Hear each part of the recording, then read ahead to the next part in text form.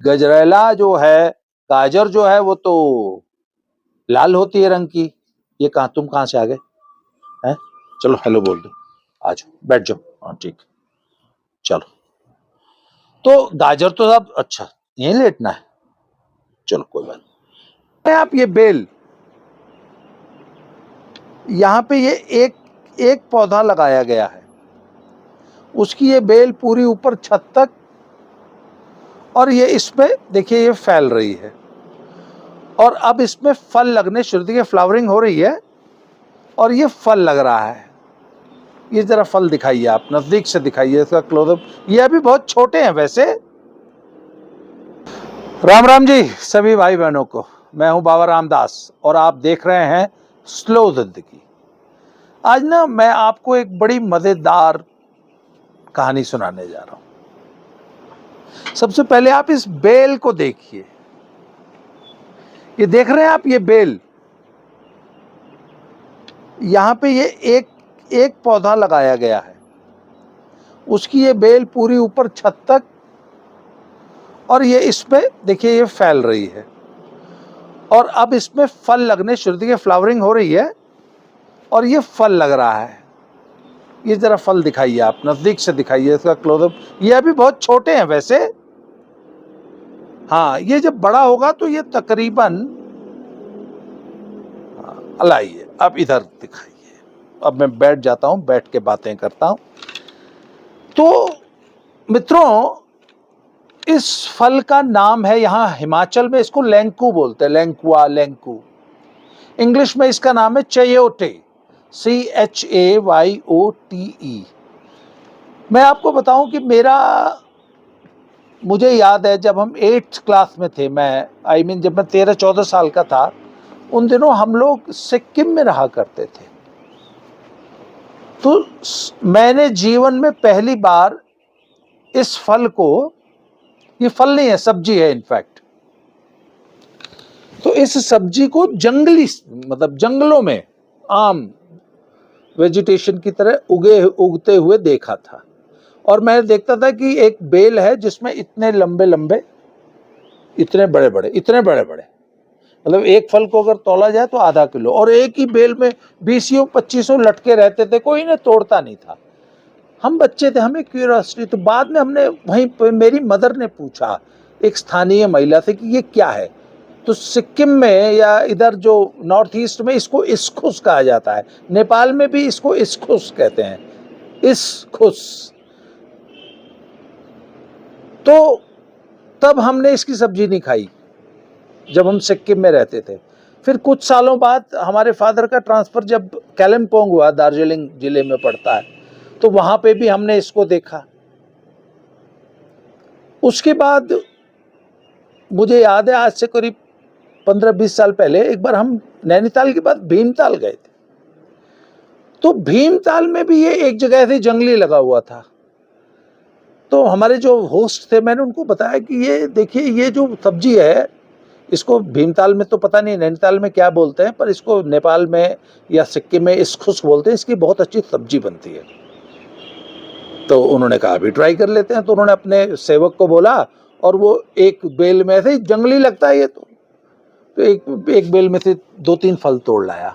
तो जो स्थानीय लेडी थी उनके यहाँ काम करती थी, तो बोला हाँ इसकी सब्जी बनती है। उन्होंने इसकी एक तो सूखी सब्जी बनाई, एक इसका रायता बनाया, और एक इसका सैलेड बनाया, और बेहद स्वादिष्ट।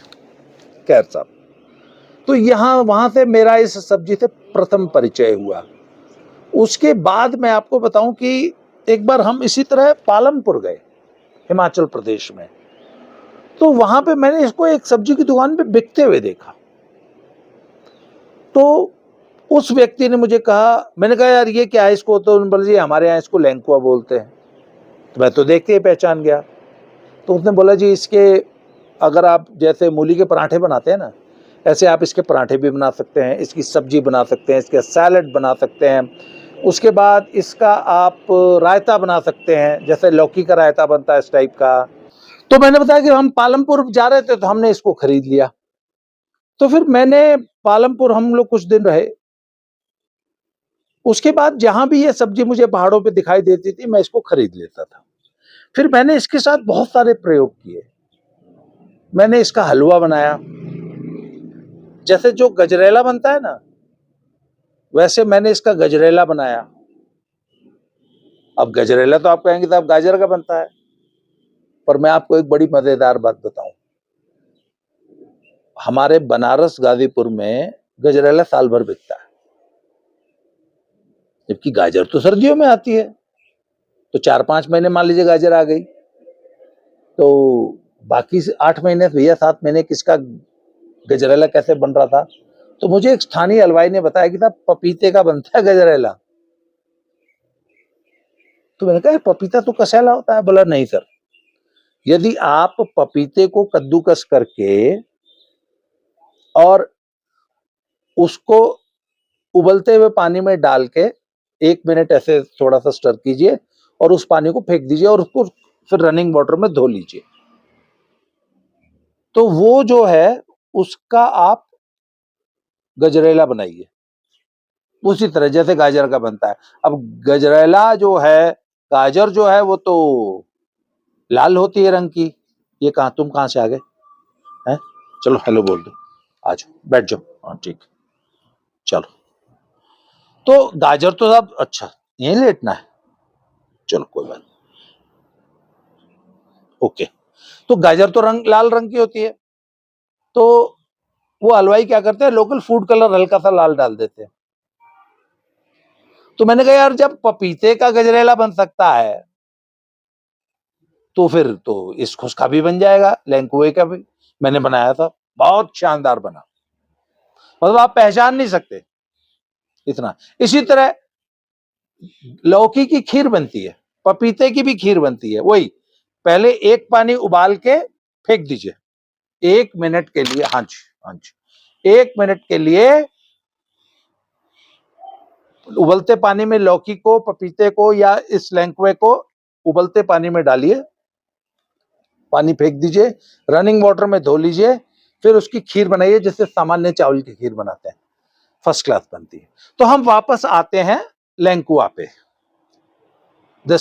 इसको इंग्लिश में मैंने बोला चयोटे बोलते हैं। ये लौकी की तरह ही एक क्रीपर है। इसकी सबसे बड़ी खासियत है, इसकी सबसे बड़ी खासियत है कि ये आप जीवन में खाली एक बार इसको लगा दीजिए, एक बार लगा दीजिए और भूल जाइए, फिर ये जीवन भर आपको सब्जी खिलाता रहेगा। अब जैसे आप देख रहे हैं ना प्रिंस भाई, जरा दिखाइए। अब एक बेल में ये आप फ्लावरिंग देख रहे हैं, जितनी ये फ्लावर्स है ना, इन सब में ये देखिए छोटे छोटे छोटे छोटे, ये देखिए यहां से देखिए, ये देखिए लगा है, ये लगा है, ये लगा है, ये लगा है। कम से कम 10 से 15 फ्रूट तो खाली इस एक बेल में लगे हैं, देख रहे हैं आप। हालांकि ये आप क्लोजअप दिखा रहे हैं। हाँ प्रिंस भाई मेरी तरफ दिखाइए। तो देखिए एक बेल में लगभग 15 फ्रूट हैं। ये तो अभी छोटे छोटे जस्ट बिगिनिंग है, ये कम से कम इतना बड़ा बड़ा, जैसे बड़ा आम होता है ना, आधा किलो का एक आम हो जाता है बड़ा आम, उतने बड़े बड़ा इसका साइज हो जाता है। अब देखिए ये पूरी बेल, ये कुछ दिनों में ये इससे लद जाएगी। अब मैं ये बताना चाहता हूं, इधर दिखाइए, तुम भी बात सुनो ध्यान से, समझदार, अच्छा गुड बॉय। हाँ, तो साहब मैं ये बताना चाहता हूं कि प्रकृति ने हमें कितना कुछ दिया, और इसकी ये एक बेल लगाई है, 1-1.5-2 महीना पहले लगाई थी। ये देखिए अब बेल तैयार है, फ्रूटिंग स्टार्ट है। इस पौधे की जो सबसे बड़ी खासियत है वो ये है कि ये लगभग 3000 फीट की ऊंचाई पे लगना शुरू हो जाता है। मतलब इसको एक्सट्रीम हीट जो है ना, एक्सट्रीम हीट वो परेशान करती है, तो प्लेन्स में नहीं हो सकता ये, परंतु 3000 फीट पे जो मॉडरेट सा क्लाइमेट आ जाता है वहां पे ये पौधा उग सकता है। और जब एक्सट्रीम कोल्ड होता है, जैसे मनाली में, इस जगह जहां हम बैठे हैं, यहाँ मनाली में अच्छा खासा स्नोफॉल हो जाता है, तो उस दौरान ये पौधा सुषुप्ता, ये पत्ते सब झड़ जाएंगे, ये बेलें ऊपर से मर जाएंगी, पौधा सुषुप्तावस्था में चला जाएगा, परंतु इसकी जड़ें जिंदा रहेंगी।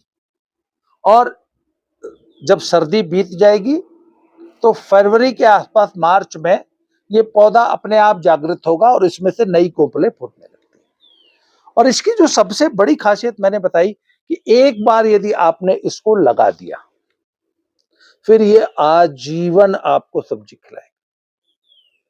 अपने आप जब इसका फ्रूटिंग का, फ्लावरिंग का टाइम होगा, अपने आप इसकी बेल पनप जाएगी, इस पे फ्रूटिंग होगी, खूब फ्रूटिंग होगी, इतनी फ्रूटिंग होगी कि ये, मुझे लगता है कि ये एक बेल जो है ना, पूरे गांव को सब्जी खिला।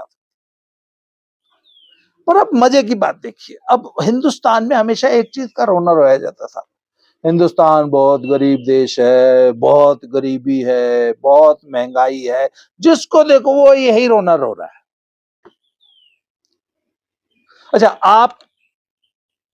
अभी आप मनाली की मार्केट में चले जाइए, किसी गांव की सब्जी की दुकान पे चले जाइए, कोई सब्जी 50-60 रुपए किलो से नीचे नहीं है, क्योंकि लोकल सब्जी आती नहीं। यहाँ पे लोकल सब्जियों की पैदावार बहुत कम है। ऐसा नहीं है कि लोकल सब्जियां नहीं है, जंगल में इफरात साग पात और इस टाइप की लोकल वनस्पतियां हैं, परंतु उनको उगाने की, तोड़ने की, या उनको सिर्फ संभाल लेने की जहमत नहीं करते। सारी सब्जी नीचे पंजाब से ट्रकों में भर भर के लाई जाती है, जो कि 3-4-5 दिन पुरानी होती है। यहाँ पहुंचते ही यहाँ की सब्जी जो फ्रेश भी आती है ना, वो भी मुरझाई हुई होती है, क्योंकि भैया वो 3 दिन पहले टूटी हुई थी। अब मैं आपको एक बड़ी मजेदार स्टोरी सुनाता हूं। आज से कोई 20 साल पुरानी बात है, मेरी एक फैमिली फ्रेंड आए हुए थे, उनके साथ उनकी एक रिश्तेदार थी, वो कनाडा में रहते थे। तो the English lady, the Canadian lady, वो हमारे साथ गांव में आई हुई थी। सर्दियों का मौसम था और हम ऐसे खेत की पगडंड में उन्हें अपने खेत दिखा रहा था। तो गेहूं का सीजन था, तो हम ना, सुबह सुबह का टाइम था, खेतों में पगडंडियों से होके जा रहे थे, तो वहां एक पौधा लगा था। तो वो कैनेडियन लेडी बड़ी चहकती हुई, बहुत खुश होके बोली, oh my God, this is mustard,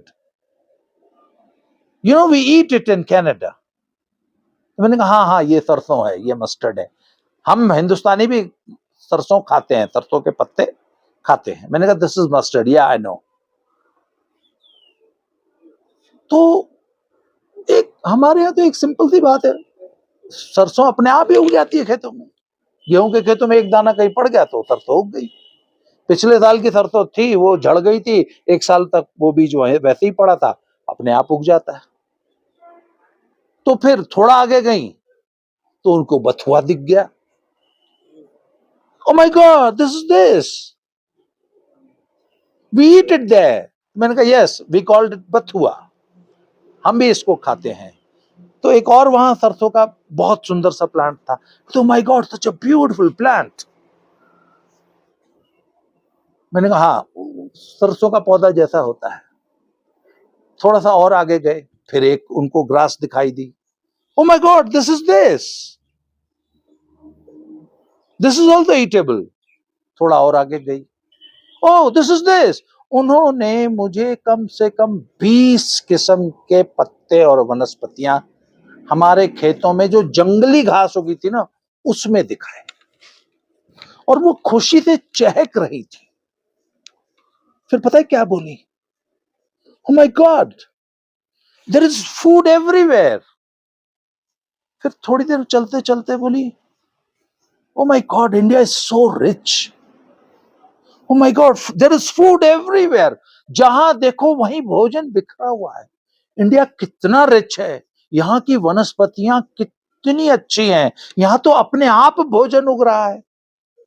तो मेरे साथ जो इंडियन फ्रेंड थे, उन्होंने बताया कि आप पता है ये इतनी खुश क्यों हो रही हैं, कि भैया कनाडा में तो एक पौधा उगाने के लिए भी जबरदस्त मेहनत करनी पड़ती है, तब भाग्य से कोई वनस्पति, कोई पौधा उगता है खाने लायक। और यहाँ तो अपने आप हमारी ये पृथ्वी इतना दे रही है, इतना दे रही है। तो फिर उन्होंने ना एक बड़ी मजेदार बात कि then why Indians are so poor. उन्होंने मुझे बताया कि मैंने सुना है कि हिंदुस्तान में लोग भूखे मरते हैं। I can't believe. कहते हैं I find food everywhere in the country. चारों तरफ जहां देखो वहीं भोजन है, और हरा ताजा भोजन। भाई ताजा हरा पत्ता तो अमेरिका और कनाडा के लिए बहुत बड़ी लग्जरी है। हरा पत्ता उनको देखने को मिल जाए, खाने को मिल जाए, तो बड़े अरबपति लोग हरी सब्जी ताजी खाते हैं, नहीं तो बाकी तो टेंट फूड खाता है। तो उन्होंने कहा कि इंडिया इज सो रिच, तब भी यहाँ के लोग पुअर क्यों हैं? कहते India is so rich, even then people are hungry here in India, I can believe it. तो मैंने उनसे कहा कि ये this is only the mindset. हिंदुस्तानियों के दिमाग में एक बात भर दी गई है कि सब्जी वो है जो बाजार में बिक रही है और 100 रुपए किलो है। गोभी एक सब्जी है, मटर एक सब्जी है, एक भिंडी और पनीर। मटर पनीर सब्जी होती है। अगर घिया आपके छप्पर पे जो चढ़ गई है, उसको अगर आप उबाल के खा रहे हो, तो आम हिंदुस्तानी ना उसको कोई महत्व नहीं देता। वो बाजार जाता है, मशरूम जब खरीद के लाता है, बोला ओ बहुत महंगाई है। उसके घर के छप्पर पे जो घिया चढ़ गई है ना, उसको उसको कोई महत्व नहीं। मैंने आज से 20 साल पहले इंडिया टुडे में एक आर्टिकल पढ़ा था, मैं अक्सर उसका जिक्र करता हूँ। इंडिया टुडे में तो उस आर्टिकल में वो लेखिका थी, एक उन्होंने लिखा था कि आज से करीब 30-40 साल पहले मुंबई के जितने भी सबर्बन स्टेशंस थे, सबर्बन रेलवे के, उन सभी स्टेशनों के बाहर और कुछ स्टेशनों के बाहर खास तौर पे सुबह एक बाजार लगता था।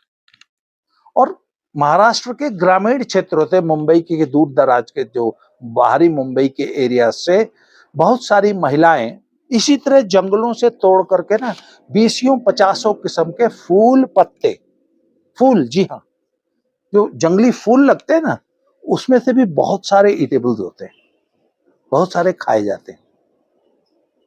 तो फूल और पत्ते, इसी प्रकार की वनस्पतियां, पत्ते वो तोड़ के लाती थी। तो वो एक लोकल सब्जी बाजार लगता था जिसमें स्पेशलिटी होती थी जंगली फूल और पत्ते। कहते फिर मुंबई से वो बाजार सारे उठ गए। अब मुंबई वालों को भी वो बीमारी हो गई है कि बस जो बाजार से खरीद के लाए और 100 रुपए किलो खरीद के सब्जी लाए, या जो सुपरमार्केट में जो सब्जी बिक रही है वही सब्जी। मेरा कहने का मतलब है कि प्रकृति ने हमें इतनी शानदार ये वनस्पति दी है, जिसको आप सिर्फ एक बार इसकी जड़ भी लगा दीजिए। इसकी ये जो बेल है ना, ये बेल भी अगर आप कहीं गाड़ दें ना, वहां से पनप जाती है। या इसका जो ये जो फल होता है, इसका एक बीज निकलता है इसमें से, उसको गाड़ देते हैं, उससे लग जाती है। तो मित्रों, मैंने हमेशा एक बात कहता होता हूं कि जो पॉवर्टी है ना, it is the state of mind. ये भुखमरी या गरीबी जो है ना, ये हमसे एक मानसिक अवस्था है। सिर्फ गरीबी नहीं, भुखमरी भी। और मेरे पिताजी तो हमेशा एक बात कहा करते थे, वो कहते थे कि यार अगर हिंदुस्तान में भी अगर कोई भूखा मर जाता है ना, तब तो उसे भूखा मर ही जाना चाहिए। मतलब जो साग भी खोट के नहीं खा सकता,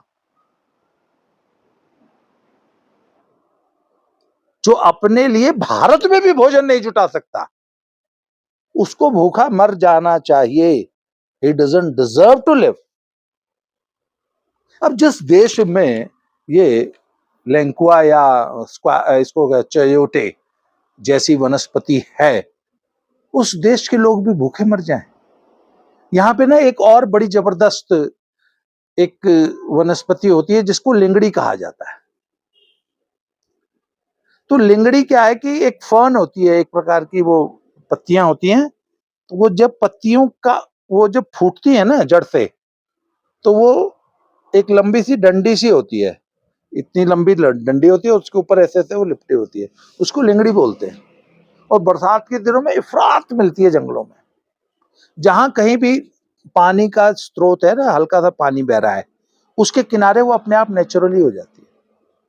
यहाँ बथुआ की कम से कम 20 अलग अलग किस्में होती हैं जो जंगलों में आम सरेआम मिलती हैं। इसके अलावा और इतने पत्ते होते हैं। इसके बावजूद आप हिमाचल प्रदेश की किसी सब्जी की दुकान पे चले जाइए, या मैंने तो हिमाचल के गांव में देखा है, नहीं खाते लोग, कुछ खाते हैं पर ज्यादातर लोग बोलो वो, मैंने कहा यार आप लिंगड़ी खिलाओ ना मुझे, वो तो अब उसके लिए जंगल में जाना, जंगल में मीन्स घर के बगल में, ऐसा कोई घर नहीं जिसके बगल में लिंगड़ी ना हो। तो सब हम कहते होते हैं ना कि poverty is the state of mind, उसी तरह भुखमरी भी is the state of mind. Hindustan जैसे शहर, हिंदुस्तान जैसे देश में प्रकृति ने हमें इतना कुछ दिया है, इतना कुछ है यहाँ पे, ताजा, हरा। अच्छा, सबसे इस फल, इस सब्जी की जो सबसे बड़ी खासियत है ना, इट्स ऑर्गेनिक, और इसकी कोई केयर नहीं करनी, इस पे कोई स्प्रे नहीं करनी, इसको पानी तक नहीं देना, पानी भी नहीं देना है ना इसको। ये तो ये अच्छा, ये एक जंगली बेल है, ये जंगल में अपने आप होती है, और एक बार जहां लग जाती है, अगर आप इसको उखाड़ो जलाओ ना, तो ये जिंदगी भर अपने आप हर सीजन में अपने आप पनप जाएगी, अपने आप फल देती रहेगी। इसके फल गिर जाते हैं जंगलों में, वहीं से वो अपने आप एक नया पौधा पैदा हो जाता है। तो बात यह ना कि इस जीवन को एंजॉय करने के लिए ना आपका एक माइंडसेट चाहिए, वो एक पॉजिटिव माइंडसेट जरूरी है। वो माइंडसेट पैदा कीजिए, तब आपको लगेगा कि जीवन कितना खूबसूरत है, ये पृथ्वी कितनी खूबसूरत है। जब अभी तो ये छोटे हैं फल, बहुत जल्दी मुझे लगता है ये वाला फल है, ये 10 दिनों में तैयार हो जाएगा। तो इसकी सब्जी जब ये तैयार हो जाएगा तोड़ने लायक, तो मैं इसकी सब्जी बना के आपको खिलाऊंगा। तो मित्रों, आज के लिए इस वीडियो में इतना ही। ऐसे ही किसी नए टॉपिक पे, किसी नए पॉजिटिव थिंकिंग के टॉपिक पे दोबारा मिलते हैं। Thank you very much. एक सेकेंड, एक चीज कहना है कि लोग वीडियो हमारी जो देख रहे हैं, 70% वैसे लोग देख रहे हैं जिन लोगों ने चैनल को सब्सक्राइब नहीं किया है। अच्छा, चलिए, मैं रिक्वेस्ट करूंगा कि आप लोग इसको लाइक कीजिए, सब्सक्राइब कीजिए, शेयर कीजिए। बहुत बहुत धन्यवाद। Thank you very much.